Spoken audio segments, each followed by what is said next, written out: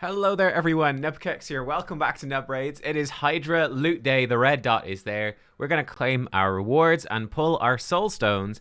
And then a comment I've got a good few times recently, a good few people asking, I'm going to go through my 3 Hydra teams that I have been using for Nightmare, Brutal and Hard.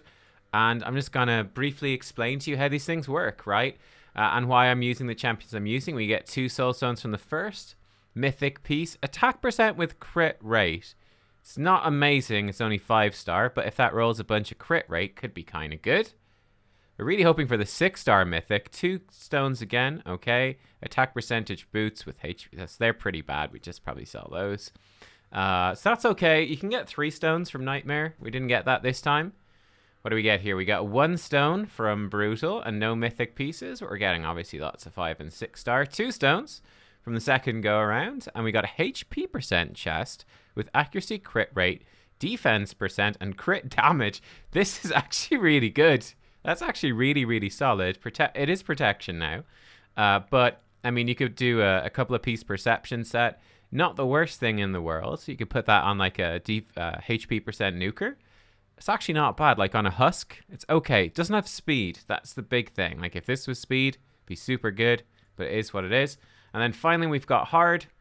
So I don't think we're gonna get. Can we even? We got 2 mythic pieces from hard. Can we even get 10 to pull? I don't think so.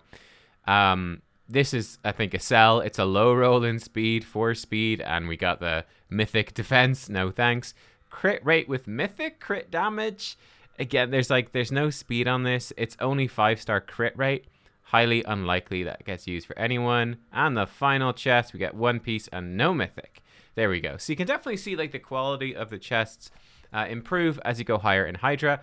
I'll show you, like I said, my teams in a minute, but let's go pull these things first. We're short of the 10. We're short of the 10 and I don't have enough to buy. I should have saved one from yesterday. We've got 9 mortals. Let's pull the 9 mortals. Then we do have 1 of the mediums, the immortals. For me, I do think it is worth buying the medium soul stones for sure, because pulling 10 medium soul stones gives you 300 of the big coins. I think that's very worthwhile. We're getting absolute junk here so far. Just to sort of fill that in. I mean, last week we got a 6-star Lord Shazar. Wait, did we get a jailer already? I feel like we might have got a jailer already. That's weird. All these 1-star rares are just being sold. We got an epic. That was a pretty big animation. 3-star epic. Okay. Brood Lord. I'm almost definitely just going to sell that. I think I've seen some people use them a little bit for Iron Twins, but I'm not going to be using them for Iron Twins. 3-star Hatchet Slinger. Again, that is a sell. Yeah. Epic. Small animation, though. It's a 2-star Warden. I do think the animation is fancier, the better the soul you're going to get. So you're really looking for that big animation, like that's a small one. And it's a 1-star Gerhard. Again, that is instant sell. So far, nothing to keep yet. Will it change? I don't know. That was a medium animation. No, it wasn't. It was a small one too. Now I'm in my head. Now I'm overthinking the animations. I'm pretty sure though. What do you guys think? I think that there is animations. And Bushy out of here. So yeah, we got a whole load of junk. I think we're just gonna sell all of this. Oh no, we got this guy. We didn't get two Ogre and Jailers. We got this guy. I'll keep Eras for potential thing. I did get Karam the other day. I think I'm just gonna sell him. Though, well, let me double check. He did get buffed, so maybe I'll keep that. But the rest of these are just for me. They're just a sell. The 3-stars not too bad. The 1-stars are like definitely not worthwhile, so I'm just gonna sell those off. We get some coins, not a ton, but we get some. There's my 6-star Kira waiting. Another chunk of coins. We're working our way back up to another immortal, and here we go. This is the big one today. Again, the chances aren't great, but they're better than nothing. We're building up to the bigger coins. Here we go. Give us something good. Oh, it's legendary. That's not too bad. 3-star Shemnath. 3-star only, but still, I will take that. I don't have Shemnath. Don't own them. They have a little like helmet here if you own them. Don't own them. That's not bad. That is not bad. Oh yeah, that new pack I think is supposed to be pretty decent, but it's really expensive. But yeah, there you go. I mean, look, 3-star, it was a 50-50 get 3-star. It's the worst you can get from the Immortals. But the 12% for a Legendary, Shemnath is a good Legendary. The only problem I have with Shemnath is... Sorry, there's someone mowing outside. Hopefully it's not too loud. It's very loud for me. I do have a Baron, and we're going to have a video on Baron coming soon. I'm expecting the patch maybe tomorrow. And also, guys, I'm going to show you the Hydra teams now. Also, I might have slightly lower production quality. We're moving house tomorrow. I've got a colonoscopy today, and then we're moving tomorrow. Everything is it's absolutely manic at the moment. So this may be the last chance I have to record like a video on this setup. I might have to dismantle this when I get back from the hospital today. It's gonna be kind of nuts. So yeah, I might be recording on my phone for a bit, like I did when I was on holiday. That was a good test run. I think it's gonna work fine, but yeah, just something to watch out for. So yeah, there still will be videos, everything as scheduled. Just, you know, the audio and getting stuff set up in the new house, getting the office up working. It's gonna take a little bit of work. You know, we might have a bit of echo because I don't think I've got sticky things to stick my. I've got like soundproofing. I don't think I've got any of the sticky things left, so we're gonna have to go get. There's gonna be setup. You know how it is, right? Let's dive in though. Let's talk Hydra teams. So this is my team for Nightmare. We do have Shamrock coming in. You can see all their stats here on the right hand side. One really important thing: Shamrock does give you a 70 accuracy aura, so this lets you get away with much lower accuracy on everyone, which is super useful actually. And he's just a great champion. He gives you the increased defense. There's very, very few, I feel, really good increased defense champions for Hydra. It can be actually a difficult enough buff to get, and it's really nice. He also gives you increased speed most of the time. When you're low on health, he actually provides some extra healing and revive on death, which is also good. But yeah, he's mostly increased speed, super consistent, and then actually really consistent decreased speed. It's actually really good to set it up this way because you'll be so much faster than the Hydra heads. 3-turn increased speed, 4-turn decreased speed is actually perfect. Lady Kimmy is the opposite. She has 3-turn decreased speed, 4-turn increased speed, which I think isn't as good. Now, she does have decreased accuracy, which is nice, but I feel like Shamrock might even be better than her, honestly. The increased defense is so good. And he can also steal buffs. This is very useful for the reflect damage. We've got Chris coming in. No surprise. He's mischief tanking, ally protecting. He makes the team so much more survivable. Provides us with a good provoke every 3 turns. Ugo, my first one in Relentless. These guys, Shamrock's in Guardian. The others aren't in anything special. She's coming in the block buffs, decreased defense, and healing. She's the main healer for the team. We have Husk, damage dealer 1, big nukes, and backup provokes. And he's good at doing backup provokes with all the speed manipulation from Shamrock. We have a Royal Guard who's there for nukes. And then we've got a Geomancer who's there for nukes. Again, their speeds are somewhat low compared to what a lot of other Nightmare players could put together. Like, you could easily have Geomancer 250 speed or above, no problem, and that would be better. But this is what I have for now, and this team works. It's not 100%. It's not a 100% team. The way that this can go wrong is if you get Head of Torment overlapping Head of Wrath and Head of Decay. That's where it goes wrong. It's that really specific combo. Or sometimes Head of Blight instead of Head of Wrath can mess it up as well.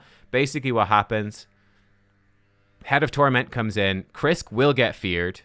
True feared by Head of Torment. There's nothing you can do. And then Krisk will start missing turns with True Fear, and there's nothing you can do about it. The problem is if Decay and Wrath are in there, that if he misses his ally protection, that Wrath can just start one-shotting you, and he can miss his provoke as well, and Husk will start missing the occasional provoke, though it's not as bad because he can be just single targeting Decay. So that is where this one can go wrong, is that because we don't have a super way to deal with fears, we basically cleanse it off. Royal Guard as well, he can keep missing Quicksand Grasp when he is True Feared, because he has no way to deal with it either. So that's where this one goes wrong. You can deal with Torment if like you don't have Decay and Wrath in there, because you can get debuffs on Wrath, and it's fine. And then even if you miss turns because of the True Fears, you'll still be fine. Shamrock is clutch for keeping people alive there. Yeah, and then you can just get lucky, and you get the provokes on Wrath, and you'll be fine. But yeah, that's basically how that team works. That's team number 1. I've done a video on this before. Team number 2 that I use is this one. I use this for Brutal. I really enjoy this team. I again have a showcase. I have a showcase for Shamrock, which shows this. I have a showcase for Turvold, which shows this. This one is Nekmothar, who's just incredible. He is like better than Shamrock and Kimmy. Increase speed, AoE decrease speed leech, and AoE decrease attack, and he gives himself lots of turn meter here. He is fantastic. I have him in taunting set and fast, and he actually keeps speed aura as well, and he really helps provoke the boss. He keeps it pretty good uptime. It's really good to get counterattack accessories on him as well to up that. We've got another Ugo for decreased defense weaken. Turvold for the big damage. And he is so much fun. I love Turvold. He's just badass, man. He just hits so hard with this. And so the concept is we get tons of damage when we decapitate a head. And then he can land Juggernauts on a decapitated head. And then transfer that damage with Mithrala's Hex. And it does add up to a lot. Mithrala is in here. She's just God tier for Hydra. Cleansing, Strength, and Shield. Increase defense, increase attack. And the AoE Hex. That Hex redistributes damage. It's very strong, adds nice damage. She does good damage. Her poisons are really good too, so she's just great. And then we have Oboro, who's coming into Mischief Tank. She's actually, as you can see, very squishy. However, never really dies. She's totally fine. She gives herself Perfect Veil, so she's going to get a bit of damage reduction there. And then with Mithrala giving her Strengthen, Shield, and increased defense, it actually makes her plenty tanky. Her A1 is constantly doing AoEs, and because Nekmothar is putting out Leech, she heals herself tons as well if she ever drops down a bit. So she's super safe. I mean, she might die, and it's worth having a Reviver just in case. I actually need to roll up her gloves. Her crit damage is lower than it should be. Need to remember to do that. I stole her gloves for, I think, Baron, actually. But yeah, what was I saying? I don't remember. Yeah, if she gets devoured or something and then gets spat back out, she might die when she's got no buffs. So a Reviver is good. I've got Godseeker in there to revive and to extend our buffs. Extending the buffs is quite nice because it just keeps that increased speed up consistently on Nekmothar, which is good because he's got Taunting set on. It keeps Strengthen, increased defense on everyone. The increased attack, it keeps Turvold's buffs on himself. It keeps her buffs full uptime on herself as well. Just makes it really easy and consistent. So this team is actually great. Again, it's not 100%. You can get screwed by, again, Head of Torment is what can screw this one up with a bit of randomness, because the way that we deal with the True Fears is we cleanse them and we cleanse them, right? Oboro doesn't get True Feared, but the others do. So again, you can get screwed once again, pretty much the same combo. Torment plus Decay plus Head of Wrath. Torment fears you. You miss your turns. You drop your buffs. You can't debuff the enemy. Decay gets the cleanse off, and then Wrath destroys your team. That is basically what can go wrong. This is what I kind of do with my teams, I guess. This is like a nubkeks staple.